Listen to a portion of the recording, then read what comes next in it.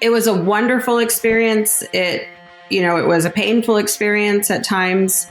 Man, I'm banging my head against a brick wall. I hate doing this, but for some reason I keep doing it, right? And so we blame the company, right? Oh, it has to be the company. It has to be the work environment. It has to be this. And so I think, which is astronomical. Astronomical. It is unbelievable. I'm trying to think of a very nice way to say this. You're listening to the Roofing Success Podcast, a show created to inspire roofing contractors to achieve optimal success in their roofing businesses. I'm the host, Jim Aline, the co-author of the books Internet Marketing for Roofing Contractors and The Best Known Roofer. I'm also the co-founder of Roofer Marketers, the leading digital marketing agency for the roofing industry. On each episode, I sit down with industry leaders to talk about their processes, the lessons they've learned, and how to find success in roofing. Hey, welcome to another episode of the Roofing Success Podcast. We really appreciate all of the support, all of the comments, all the shares, all the likes, all the subscriptions, all of that stuff. The reviews, we had some great new reviews. If you want to take the conversation beyond what you're just listening to here, go to Facebook, type in Roofing Success, and join the Roofing Success Facebook group. Today we have Jen Silver in the house. Hey, this has been a long time in the making. I'm very excited to be here, and it is. You've tried to dodge the podcast for long enough. Oh, come on! We finally got you to commit. Like we've reached a new level in our podcast. I'm just kidding. Oh, no, last year was kind of a blur in a lot of ways. Like I look back and I was, recounting kind of honestly the last year and a half last night with my boyfriend, and he's like, "You did all of that all happened in a year and a half?" And I'm like, "Yeah." Like when I say it out loud and I articulate it, it's kind of crazy. It's a lot. Let's start there. Let's start with the journey. Let's go back even further before a year. Like how did Jen Silver get into the roofing industry? So I became a single mom again in 2016. I got divorced and I had stayed at home and lived in Japan and hadn't worked in quite a while. And when we came back from Japan, we went to Utah. And I didn't know anybody in Utah, and I did not want to go back and work restaurants and the grind. I don't know if you've ever been in the restaurant business, but there's no hours, right? Like it's literally just chaos when it comes to trying to structure and have little kids. So outside sales made a lot of sense. It's flexible. I could make my own hours. If my kids got sick as they were going into kindergarten, it wouldn't, hurt me. But that's still kind of scary when you're a single income family, and especially I think more as a woman, because we're not necessarily designed from a mentality of providing, I think. And I wanted a very stable industry. Construction made sense. I just didn't know anything about construction. So I took it, right? Minor problem. I knew I could learn. I just had to find somebody that was willing to let me learn and could see that who I was capable. So I took a job bartending actually at the country club in Ogden, which is where I had heard the contractors all hung out, and SRS hired me, and the rest is kind of history. And that was 2017 when I took that job. Okay. And then you're the owner of Roofing Utah as the contracting business. So there's, so now you own a roofing company, you're running a roofing company. And then you went off and started doing consulting, coaching. I don't know. How would you say it? You started doing events, you started doing everything. I did a podcast, actually. That's what launched it all. That's probably why I ran from podcasts. No, I'm just kidding. I love podcasts. But in July of 21, John Dye and Armando J. Cox had reached out to me about doing a podcast, and they had somebody cancel, and I had an hour. And they're like, it's on social media branding. You are one of those people that everybody knows who you are, but nobody knows you. And so I thought, this is a good opportunity. I'm happy to do this. And the first question they asked me, they only saved the last 10 minutes for me because I think they were a little concerned about what we were going to talk about. But the first question they asked me was whether or not I did insurance work or retail work. And I said, well, I am 100% retail, but about 60% or whatever is paid by insurance companies. And they were silent. And I was kind of like, I don't think you're supposed to leave people silent. Like, I think it's supposed to be a conversation, right? And I came back and John Dye, goes, you're the one that's going to reform the restoration industry. And I kind of laughed at him. And because at that point, we had gone through some pretty crazy changes in the beginning of 21 as a business. And we were just trying to figure out how to make it all work as a team. And that's, kind of what ended up happening. John brought me on his tour a couple months later and I spoke in 5 cities. And from there, it just exploded. I think people realized that things were changing from the insurance proceeds side. They didn't completely understand what was changing or what was going on. But, there was a significant amount of people that were seeing delays in payment from insurance companies. There were, changes in laws and reforms. I mean, policies were changing. And it just wasn't going to be the same game. And so people were interested in seeing, kind of what that looked like. And from there, it was, okay, now how do we do it? Right? Like, we understand the concept. How do we do it? And that's where the One Industry tour kind of came together. So that was from because people weren't, there wasn't as much thought. It wasn't an open expression for, it was insurance or retail. Mm-hmm. And I was talking to John Scenic about this, we were talking about it a while ago, where he was like, his idea, right, was like the perfect business model for a roofing company is a retail focused roofing company that is great at insurance work, right? That you understand the game that's being played, you understand the rules, you understand how to, but that's not it. That's not all you can do. You can do more. Yeah. And I agree with that. I think companies that don't have a retail side or don't even consider that, I think things are changing. I mean, significantly. I speak and I tell people, I'm like, look, automatic ACV policies are coming, roof payment schedule policies, huge percentage deductibles. And in addition to it's important to understand how you're going to stay in business. It's important for the homeowner to check what kind of policy they have before filing a claim. Like, I think we've lost sight of, or maybe haven't even seen per se, what the long-term effects are or what the possible outcome is going to be in these situations. And I had a roofer call me a couple weeks ago. He was like, oh my gosh, Jen, today alone, 3 ACV policies and a roof payment schedule. Like, what is going on?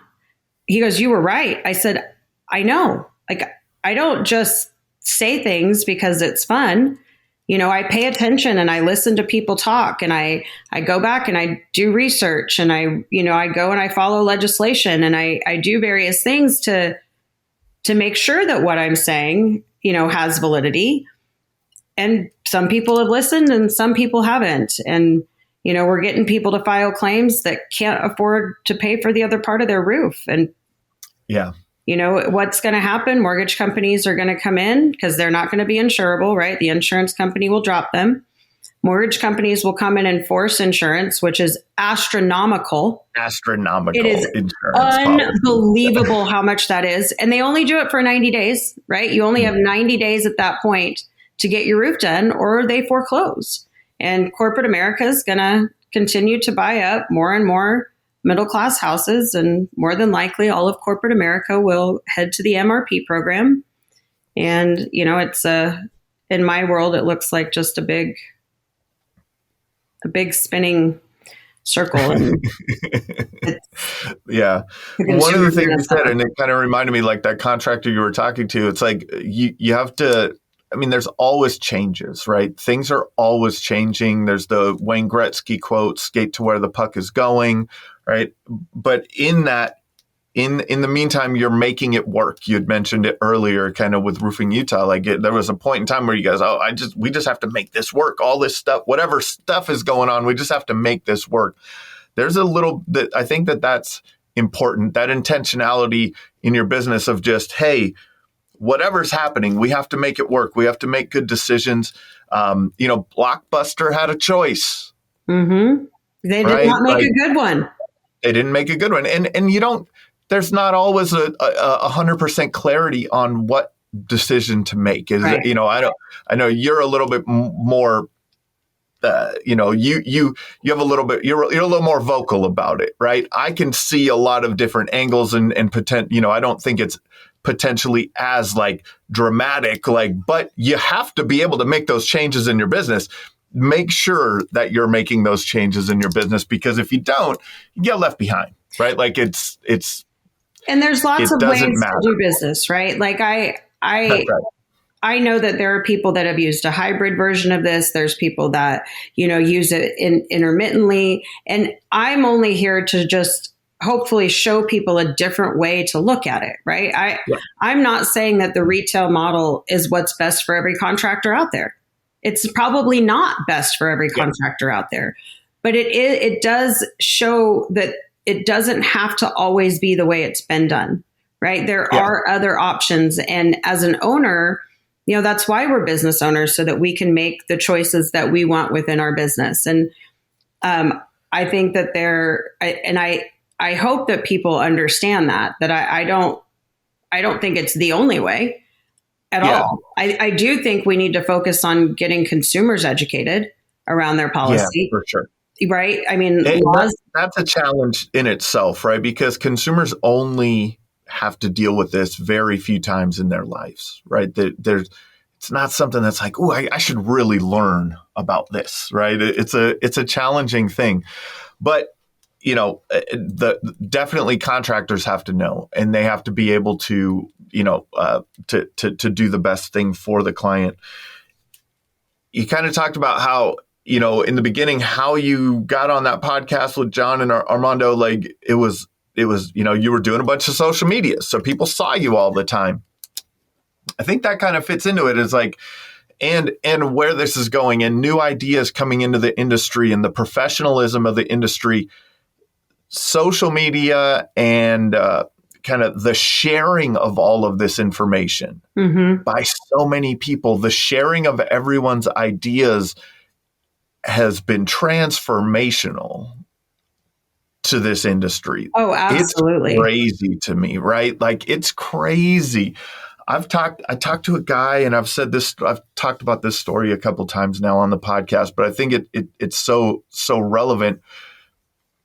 I talked to a guy at a conference who had a roofing company for many years, like 8 years, had to shut it down, just couldn't make it work, right? Like was doing good top line, but the bottom line wasn't there. And there was challenges in that. And so he shut it down and left the industry. And then the algorithm grabbed him. As he was on YouTube, he started seeing videos. And as he was on, and then he started getting into the loop of all of the educational content that's out there nowadays about this. And for a couple of years, he's listening and he realized, as he's listening to this content, he goes, man, I know what I was doing. I can see what I wasn't doing correctly in my business. What I was missing. And now I can. And so he launched a new roofing company, recently, and he's like, without a doubt in my mind, I know this is going to be successful because of the conversations that are out there, right? So I know that you're working on a lot of stuff right now, and what are some of the things that you're working on to continue the conversations? Because the one industry, one model, boy, that was you guys went like that was like a Rolling Stones tour. You guys were on the road, like you were. That was a lot. I'm not gonna lie. it was a wonderful experience. It was a painful experience at times. Most people think that I was financially responsible for the tour, right? That was not something that I asked Hook Agency to do or TJ. Like that was me. They were there to help support and promote, and I greatly appreciate that. But I think people thought we made all this money, and we didn't. And I lost money that I've been paying back to and paying off personally, and it was a huge undertaking, very worth it. Don't get me wrong. We built a good brand. I think we generated a lot of really good conversations for people and helped people understand a different side of business. We brought great minds in a room and had some tough yet interesting conversations about the future and, what's happening and what that's going to look like. For me personally, my long-term passion is around high school education reform. I firmly believe that, our country is going, I'm trying to think of a very nice way to say this. Essentially, it's, kind of going to hell in a handbag. And we are, getting with like things like ChatGPT and other things that are coming out, like it allows people to be even less educated and have to know even less. And we're relying on, influence and, people don't understand what, credit card, like how compounding interest works. And I have a slide around that, and everybody's mind is blown every time, I go and I show it. We're not teaching kids how to do their taxes. We're not teaching the basic life skills anymore. We're relying on Google and YouTube, and it's not always accurate and it's not always available. Yeah. And so that's my big goal is high school education. So everything that I do in my journey, is with that end in mind, with that goal in mind. I make decisions based on my core values and whether or not it gets me closer to that space. And it looks crazy and chaotic probably from the outside, but from the inside, I see it. I see the vision. I see why there's so many different plates spinning. Yeah, for sure. I kind of want to talk a little bit about that end in mind, because I think a lot of people miss the end in mind. Where did you get to the realization that you had to have that? Because I would assume at some point you didn't, right? Like there wasn't a end in mind. It was like, this looks like a good opportunity or idea, or let me run with this. Let's go with that. When did it come together with you? How did it come together with you to understand what the big goal was? So that's a very good and complex question. Most people have heard about, the plane that crashed into my house in January of 2020. And from that, I committed to being obedient to intuition, God, the universe, whatever word you want to use, right? Yep. And I was at RoofCon in, what was it, October? I think it was October of 2021, right after John Dye's tour. And I was standing at the Dope Marketing booth with Dave Carroll, and Alan Mick from Just Share Media came up, and, we're kind of talking, and he looks at Dave. He goes, "Hey, Dave, what are you going to do when you make it?" And Dave, in classic Dave Carroll, I love that man. He's like, "I'm going to make a zipper merging sign. And I'm going to teach people how to zipper merge onto the freeway so that we don't keep getting like these like stops. Like you're not supposed to stop. You let a car in and a car goes, and we all start laughing because that's totally Dave, right?" And then Alan looked at me and he goes, "What about you, Jen? Like, what are you going to do when you make it?" And I'm like, what does make it? What does that even mean? Right? Like that isn't like, I've never even thought about that. Like it's never even been a conversation for me. And out of my mouth comes this plan around high school education reform and how I was going to do it. And I'm going, as it's coming out of my mouth, my brain is going, what are you saying? Where is this coming from? Like, I can't consciously remember ever thinking about that. or ever realizing that that was what I was going to do. And, once it came out and, I started to talk more about it and share more about it, life started to align with that. And I realized that that's my purpose, right? Whether I accomplish it or not, who knows? But I know that I will gain more ground in having that as a goal and seeing and generating that conversation than I would if I didn't have an end in mind. And I just took that and have run with it. So now, to me, the high school education thing, it's just education in general. There's a lot of challenges around, right? I don't know if there was ever really a time in education where some of these important things were taught. I'm old now, and I had to go to home ec class, and we'd balanced a checkbook. Yeah. Which no one even has a checkbook anymore. I can't find my checkbook. I had to write a check a couple months back, and I didn't know where to find it. It was right. So yeah. But there are a lot of these topics that are extremely important in how children can develop and learn how to function. We have a debt problem, right? A consumer debt problem. That's partially a financial education problem, right?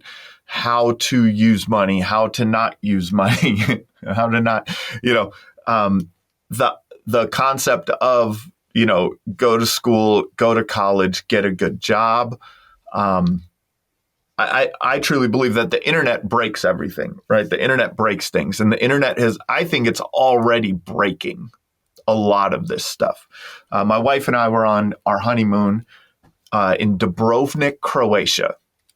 And we took this boat tour of these islands off the coast of Croatia, and we're cruising along. And one of the tour guide was talking about these islands, and there's some, people still live on the islands, and but they only do up to fourth grade on the island. Then the kids have to go to the mainland. So a lot of people everyone moves to the mainland. And so there's not a lot of people that get to live out there anymore. This was 10 years ago. And I said, you know what? That won't be the case soon, because the internet breaks things, and the internet can bring a full K through 12 education to anyone, anywhere, anytime, right? If you have an internet connection, right? And so I'm fascinated with that aspect of it and how the internet breaks things. The internet has broken the roofing industry in terms of people being able to keep secrets about their processes and what works and what doesn't work, and how they're being successful. I think that's a big part of it.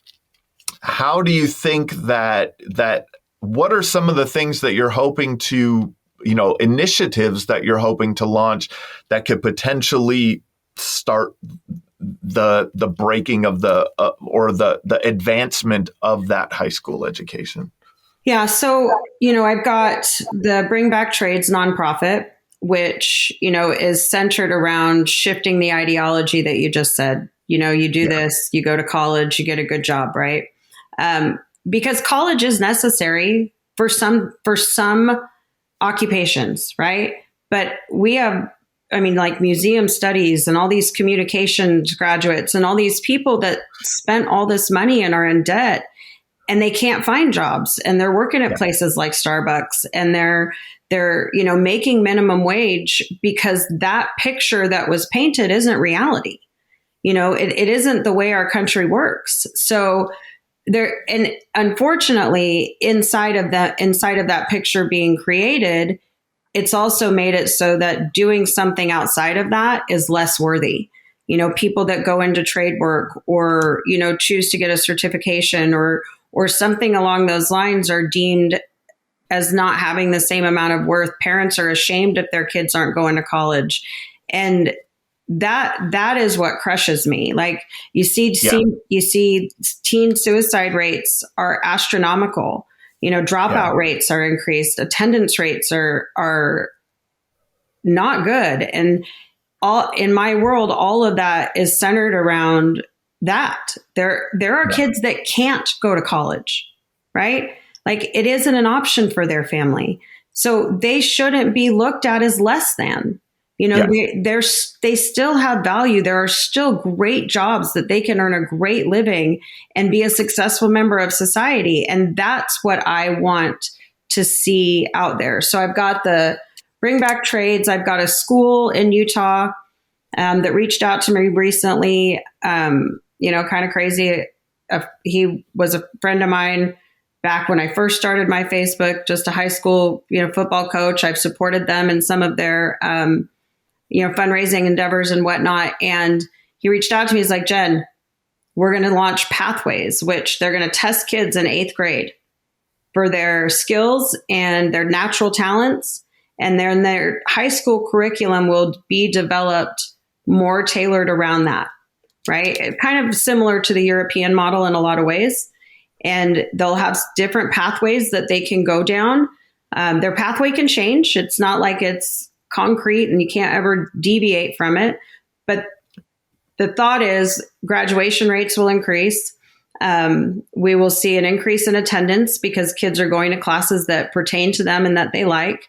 Utah also just passed a bill around allowing minors to be covered by workman's comp for trade work, provided that they are in an apprenticeship, so that we can start, trade apprenticeships at 16 instead of waiting till somebody is 18. So there's a lot of things going on in my state that, I hope to take that and get when I go to Washington to lobby and have data and have all of the, work out all the kinks over the next, few years as these classes start to move through. My plan is to be in Washington by 2030.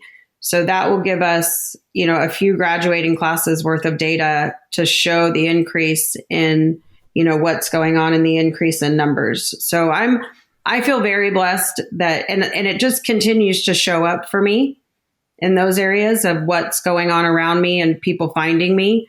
And then, obviously my plan is to work on getting those similar types of bills passed in the states that need them prior to that education reform being, before I lobby for that. So. Yeah, the pathways thing is interesting, but I could that's one of those that I'm like, I'm not sure, right? Like, because you don't want kids locked into that identity either, right? Like but it's a choice. When I was in college a long, long time ago, I remember my professors saying this, kind of talking about this statistic about the times you'll change careers in your life for, the people that were graduating around the time that I graduated. And it was something like the number 8 times comes to mind, right? And so like my parents' generation changed careers 2, maybe 3 times, right? Like they didn't change careers. For me, this was, I'm talking about 20 something years ago when I was in college, they were talking about 8 times. It almost seems like this generation or the kids coming through today, they'll be able to just move very fluidly through their careers, like from career to career to career. I think I don't know if they'll be stuck as much. I think it's already showing, right? I know there's a lot to the laziness of the generations and things like that, that people say, but really they're doing different stuff. Like you could just go and drive for Uber and make, more money than working at a fast food restaurant or something. Like there's so many different options for people these days, along with internet businesses or getting into roofing sales or things like that. Like there's so many things out there for people.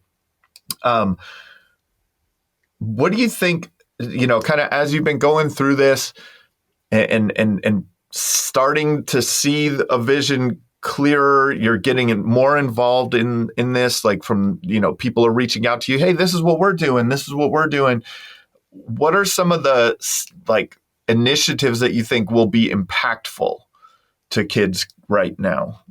Well, part of the reason I think that kids change so much is because they were forced down a college path, right? Yeah. And they got a degree in something that somebody told them to get a degree in because they had to. And I don't know that anybody has spent enough time to see what they really like, right? Like I do a lot of, when I was interviewing people, I do a work trait assessment, right?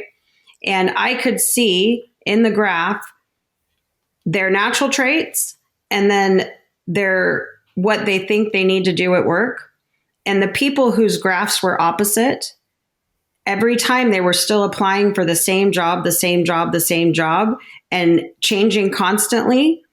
And it wasn't the job that was the problem, right? Or the company that was the problem is really what I meant to say. It was the job. Yeah. Like their natural traits don't align with that. They either weren't a structured individual and they were trying to do something like bookkeeping. Yeah. Self-awareness, right? They didn't have the self-awareness to understand, man, I'm banging my head against a brick wall. I hate doing this, but for some reason I keep doing it, right? And so we blame the company, right? Oh, it has to be the company. It has to be the work environment. It has to be this. And so I think helping people understand, and if Pathways does that and helps kids see where their natural skills and traits are so that they can, start to understand and create, self-awareness around that. And then they can develop thought processes around careers or long-term plans. I mean, maybe that's where the shift will be and people will go back to stability. Gen Z and millennials are very different generations. Gen Z was raised during a recession. They weren't raised during an economic boom, so they actually would rather have stability of a long-term job and stay. You just have to understand, you have to help them. You have to, develop programs that help them be successful, continuously train them, allow them to be self-expressed. They are incredibly self-expressed. Doesn't mean that you can't have boundaries, right, inside of your work or whatever you want, but you do have to drive individualism inside of that growth as well to have, Gen Z be truly successful. Yeah.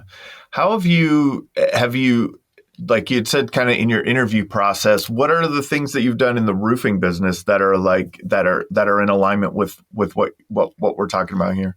As far as emotional intelligence, or as far as so like your hiring process, I would guess is where it starts. Like if you're using testing and things like that, to what do you there's Colby and DISC and all these predictive index, and there's all these ones. Which one have you landed on? So I use the MPO by Ingenio, and it's, kind of similar to DISC.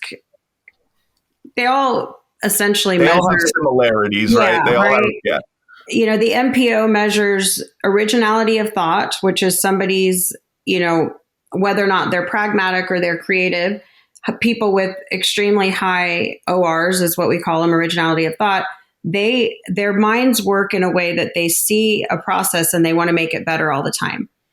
And so from a management standpoint, I can help by saying, hey, this process, we're going to give it 60 days. I want you to write everything down in your notebook, but we're not going to go back and reinvent it until we've run through it for 60 days, because they can almost get an analysis paralysis because they're constantly recreating, right?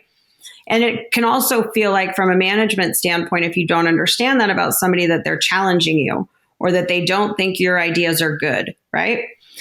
Then it measures emotional spontaneity. So whether or not someone is a logical thinker or they think with emotion. So when events happen, does it process through logic or does it process through emotion first? Like, how does this make me feel, or why is this happening, type of thing. And I am a very logical thinker. So when I'm speaking to somebody who is more of an emotional thinker, I have to remember in my world to go back and add the fluff, right? I can't just say, hey, did you get that project done last Friday? Because that's where my mind is. It's logic, we're at work, blah, blah, blah, blah. We'll make small talk when I see you, right? Because if they're emotional, it feels like, oh, she doesn't care about me. All she's thinking about is this work project. And so I think, and I'm like, okay, I need to go back and add the fluff, because I will naturally just type the email. Then I pause and it'll be like, hey, I hope you had a great weekend. I'm not sure, how your son's birthday party went. And by the way, did you get that done on Friday? right? Because for them, that matters. But if I'm talking to a logical thinker and I go and I do all of that, it's almost opposite. Like it's frustrating, right? Like I don't want to go here. I'm working. I just, I'll just answer the one question. So that is really important when it comes to communication and relationship building. And then it measures assertiveness, extroversion, pace, whether or not they're a process-oriented thinker or a pace-oriented person, and structure. So you're really trying to get a good idea of who they are. And I think that's what all of the personality, kind of tests do is you're trying to get a picture of who they are and if they will be successful in the role. Right. That seems to be let's connect the traits to the role. Correct. Yeah. Have you gone as far as saying these are some of the agency owners that I work with and coach that I'm in a group and mastermind with, like they've taken, a lot of them use Kolbe and the Kolbe assessment. They're like, this is an account manager. This is a salesperson. This is this formula here makes this. Have you gone through? Do you kind of have that laid out or? I have an idea, but the thing that people, if you box everybody into it has to be that way, you dismiss skills and you dismiss knowledge, right? And there are people that have developed skills and knowledge that will make them successful. What I use it for more than what you're saying is to ask the right questions, right? So if I know that somebody is maybe not super structured, but their job is going to require them to keep a calendar and keep structure and keep those things, like I can ask questions to drive those answers to see what skills that they have put into or how they've used their skills and knowledge to put those things in place in their life. Right. Or if somebody is super structured and I know the job is like sales is going to require them to be gray sometimes, I can ask questions around that and how they've, chosen to adapt themselves to those situations individually. Because yes, of course, there are, in a perfect world, a desired, I would want a highly process oriented person and a structured person with a low assertiveness and a lower extroversion level as a bookkeeper, right? Because I don't want them arguing with me about how I want my books kept. I don't necessarily want them fluttering around the office or telling anybody about stuff that's going on, right? I want them to be process oriented and have everything completed. And I want them to be black and white. It needs to be to the penny. But yes, as much as that's ideal, does it mean that there aren't people that have variations of that have learned you don't talk about things or that you stay focused, or that have learned that they have a routine that they put in place and maybe they use a checklist to do it every day? So yeah, I don't box myself in the same way that maybe others might. No, but that's kind of where I was hoping it would go, right? Because this is the conversations that always leads to is people going, hey, I got this person. Here's their assessment. Do you think they're a good fit? It's like, well, no, you have to go beyond that assessment. Like you have to have the conversation beyond the assessment. The assessment gives you kind of that initial look, right? Like, but you have to actually dig in, right? You have to actually have those conversations. You have to understand more. Like for us, we look for more of a cultural fit, right? If they're a cultural fit too, because they may have all of the skill set, but if they don't have the cultural fit, absolutely, it won't work. Not a deal, right? It just won't work. So there's so many things beyond. But I love that you can that those are I think that people should use them. Like if that's a good way to put it, I think that. But from the right place, right? There's a place for it and an understanding of it. It makes a lot of sense. There's another one that I did recently, and it was about like you got your kind of your core competencies and core strengths, but then what it was more of, oh, well, let's have a conversation. How would you go into this? How you said, you had mentioned it. So like now you can understand that maybe this person isn't high in this organizational aspect, but they build checklists for everything. Mm-hmm. Right. So they're not naturally, Right. organized, but they know how to utilize the other skill sets that they have. They've created a system for themselves to force that into a habit at work. Yeah. And that creates a lot of those opportunities where, you don't want to box someone in here or there because everyone works in different ways. Like you look at all of the tests, I'm not in, like I don't score like a salesperson in all of those, but I've been a salesperson in a lot of companies and a lot of time for a lot of years, and I've been successful in it. And it's like, well, no, I use these skills over here to be the salesperson, right? So, it's super interesting. Kind of got a little off track with this, but it really comes down to now if you can help these students or help young people or help people in general get that self-awareness, right? I think that's impactful.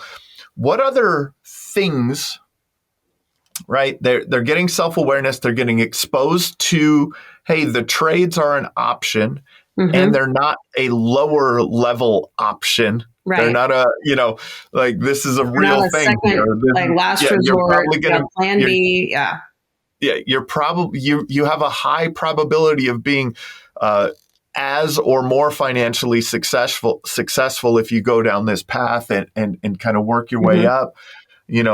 What other things do you feel are missing in that educational piece? Well, I think conflict resolution, is missing. I think being able to communicate effectively through conflict and understanding that sometimes there's more than one way to be right. And it doesn't have to, just because somebody doesn't see same things maybe the same way, doesn't mean they're wrong. It just means it's different. And teaching people how to have healthy conversations that will result in an outcome where people can walk away and agree to disagree, right? But not have these huge emotional blowups around things. I think in addition to conflict resolution, I think emotional intelligence is missing in a lot of places. Understanding who you are and how you occur for other people and, being responsible for that. I think teaching kids how to cope with trauma from a healthy standpoint, not be a victim and work through it so that they can be empowered adults, because nobody's empowered when you live in victimization. You just can't be. Yeah. Self-forgiveness, and forgiveness in general, I think is really important. And then I think things like, understanding medical insurance and how that works and how when you're electing a doctor, like what are you looking for, right? Car insurance, like the same thing. Yeah, this is your deductible. Basic home repairs and how if you're going to be a homeowner, these are the things that you're responsible for. And, are you able to pay for those things? And how to grocery shop, right? How to live on a budget, how to meal plan, how to file for unemployment, how to, deal, what is COBRA benefits? What does that mean? Like genuine life skills that happen to us at some point where and if you don't have a role model or kids that don't have parents or don't have somebody to ask, like they're going to the internet and hoping that whatever's telling them is the right truth, and sometimes it is. And I don't know that it always is. So, yeah, I mean, there are things that like, if you need to sign up for COBRA, like that's on the internet, right? If, need to sign, like those types of things are definitely there. I think this is one of the arguments around college is that it's even though sometimes the degree isn't important from a hiring perspective, right? Like a lot of times someone that has gone through college has demonstrated a commitment to something and they've demonstrated like some kind of critical thinking, right? Some kind, right? Like, there's still brains that, most of the time in college, your brain isn't fully developed yet. So, my critical thinking back then was terrible. So, or my decision-making skills were terrible, I should say. But at the same time, maybe I like that critical, maybe that critical thinking aspect gets brought in a little bit earlier. Yeah. Or something like that, right? Where one of the things that I want is a game called life. Okay. And it's a semester your senior year. And you choose a path. And when you go down that path, every time you come to class, there's 3 or 4 kids in a group, you get a new card. And maybe it's you lost your job and your wife's pregnant. What do you do? Right. Or, you have this extra money because you got a raise. Your expenses haven't changed in your home. What are you going to do with your extra money? And teaching kids exactly that critical thinking. How do you strategize? How do you work through these types of things? Who do you go to? Where do you develop, those relationships? How do you understand, what bank do you go to invest? What is out there and available? So yes, I 100% agree. And that's kind of wrapped up into that game where they have the ability to utilize people around them to ask those questions and get those thought processes going. That's interesting too. Utilizing the people around you. That's